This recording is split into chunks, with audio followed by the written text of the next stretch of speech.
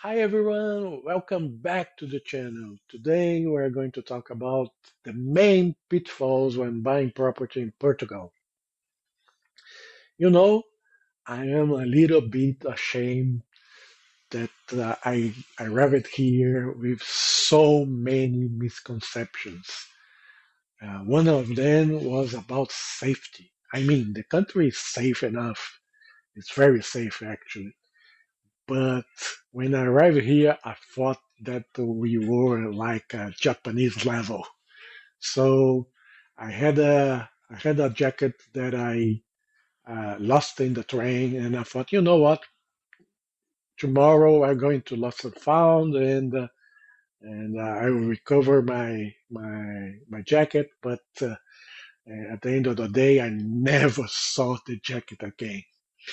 On the other hand, my daughter lost his wallet maybe 3, 4 times, and every time somebody returns the wallet. So it's a safe country, but it's not perfect.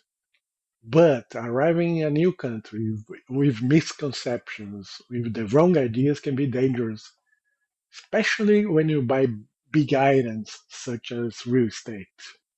When talking about buying property in Portugal, there are big four offenders that are really expensive or simply impossible to remedy that I wish I was told before. First one is humidity.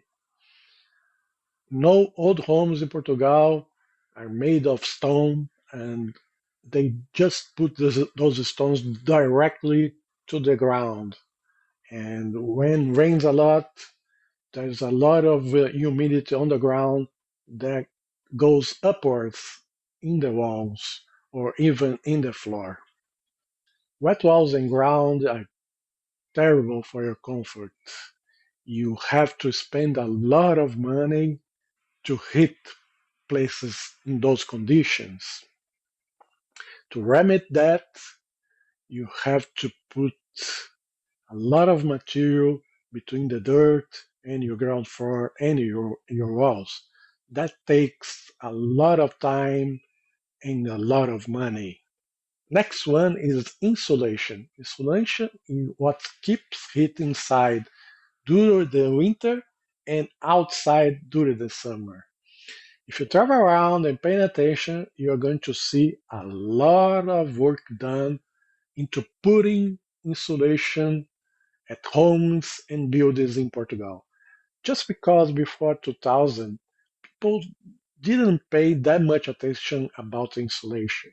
So to make a good insulation in a building, you need thick thermal bricks. You need some kind of solution for the insulation like capoto, which is very common here.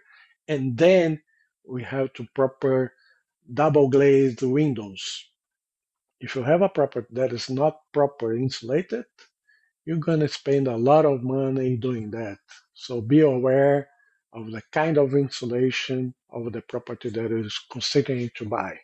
Third one is noise.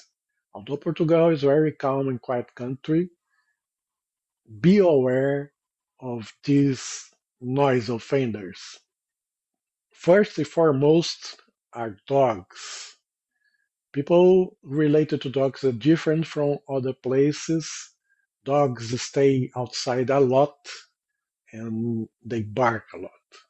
So, and there is nothing you can do about it because that's the culture of the place.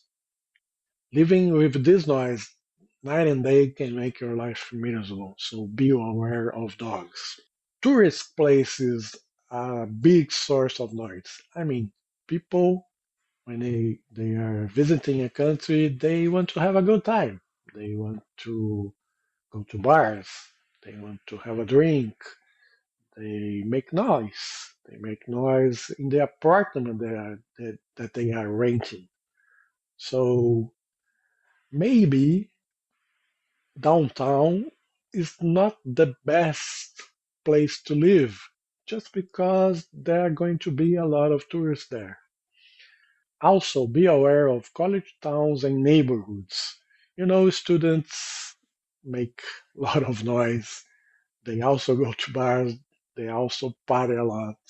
So, for example, if you go downtown Coimbra, it's party every day, it's party every week, and especially downtown.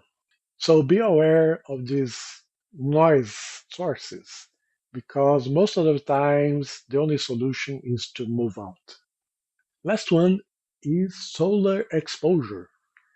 If you never heard about this concept, you're here for a treat. Solar exposure is essential. I, for one, prefer the sunrise exposure, the east exposure, because makes the house warm in the winter and not scorching in the summer.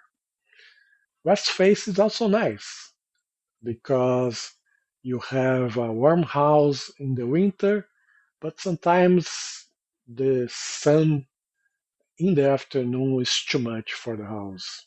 South face is also considered very good because you have sun all day, but for my taste, I prefer to stay away. North face is only semi-acceptable and really down south in Portugal, where winters are not that harsh. Otherwise, I recommend to stay out of North Face properties because winters can be really miserable without sun. That's it for this video. If you have any additional questions, please drop in the comments below. Don't forget to like, subscribe, and hit the bell to have more videos about living and investing in Portugal. I hope you enjoy good health and gain more wisdom every day. See you in the next one.